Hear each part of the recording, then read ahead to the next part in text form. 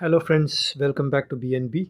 Today's topic is OSPF. So we are going to see the configuration of OSPF. How do we configure OSPF on this 4 router connected back to back?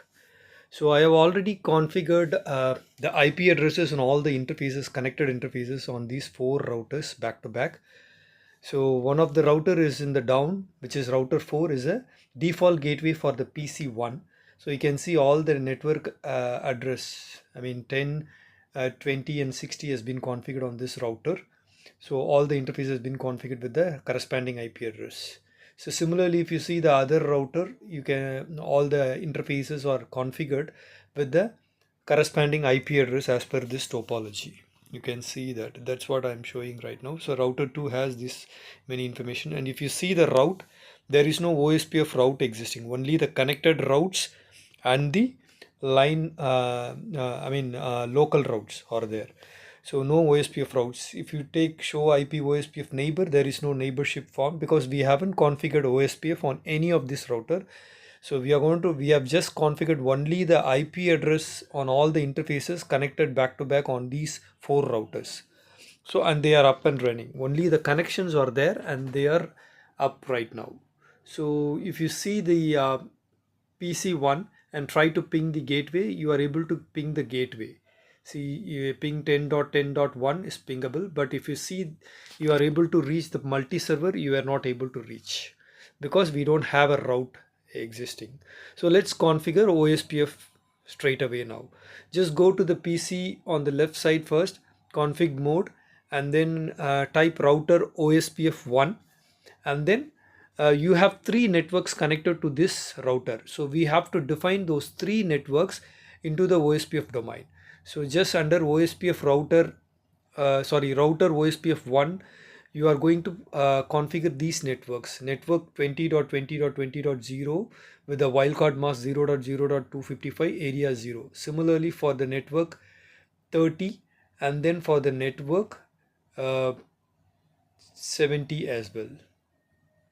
So you can see the 3 network has been configured on the OSPF domain. So now you can see show running config. The OSPF has been configured on this left hand side router. So if you put show IP OSPF neighbor, you won't see any information since we haven't configured the other routers. So let's go to the other router, OSPF router, the router 4, and then type router OSPF 1, so that we can create a OSPF router domain. Under this router process, OSPF router process, you are going to define the same kind of network. And of course, I forgot to tell you, the router ID has to be configured on all the routers or which is participating in the OSPF election. So I'm just creating as per the router name, I'm creating the router ID. So for this router, I'm creating 4.4.4 as the router ID, since the router name is 4, which is the gateway for the PC, end PC.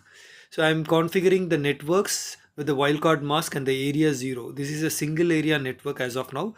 So we will see how multi-area network works. So here also, if you see, the router OSPF has been configured. So now going to the right hand side OSPF router. So we are going to configure OSPF here. So router OSPF 1, and 1 is the process ID. So it can be it is locally significant to the OSPF router. So it can be 2, 3, any numbers you can give between 0 to 255.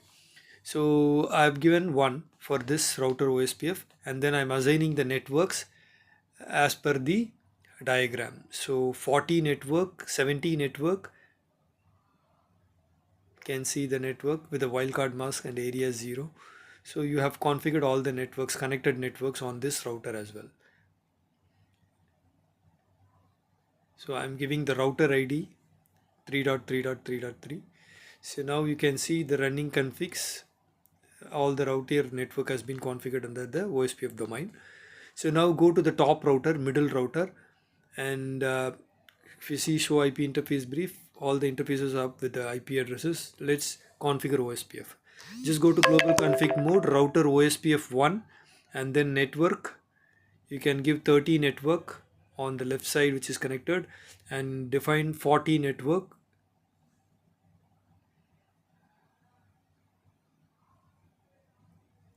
That's it. And then network 50 as well, which is connected to the multi-server. So all the connected links should be associated with the OSPF network. So that's what we are doing on all the routers, so that the connected neighbors will be able to share the information using a router, using the OSPF protocol. So you can see this router is also configured with the OSPF network. So now let's see the OSPF protocol is working. So you can put show IP OSPF neighbor. So you can see the election process has been completed in the background. So we will see what is election process, how the OSPF router does election in the OSPF network in a broadcast domain, which is currently we are looking into this network. So we will see one by one what is the network type, how election process happens in the forthcoming video. So in this network, in this video, the only scope is how we are going to configure the OSPF network here. So you can see as I'm talking to you, you can see the screen. I'm checking show IP OSPF neighbor on all the routers, and it shows all the connections are full and with the corresponding status. So DR full, DR others. Those things we will see when we see the election process in upcoming videos. So now the OSPF network has been converged. So if you see the routing table, show IP route, you can see the OSPF router is existing here. OSPF route exists for the non-directly connected networks for this router. So whenever any non-directly connected network reachability, this will look into the OSPF route.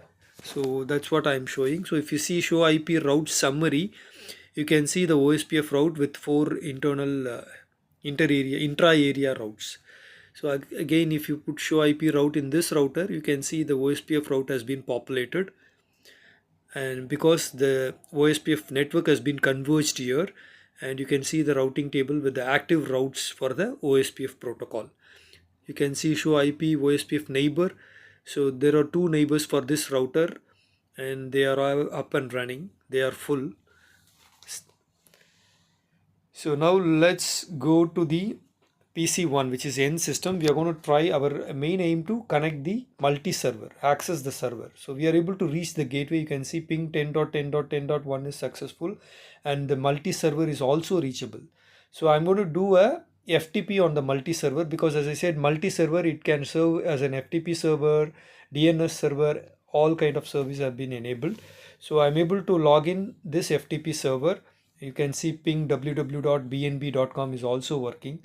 So from the FTP server, from the multi-server also, I'm able to reach the end system 10.10.10.10. So now let's go to the browser on the PC, end system PC1, and try to access the web page www.bnb.com. So you can see the FTP server is working, and DNS service is also accessible. All the services are accessible through OSPF network that we have configured. So this is how we can configure a OSPF network quickly on these kind of topologies. Hope this video helps you.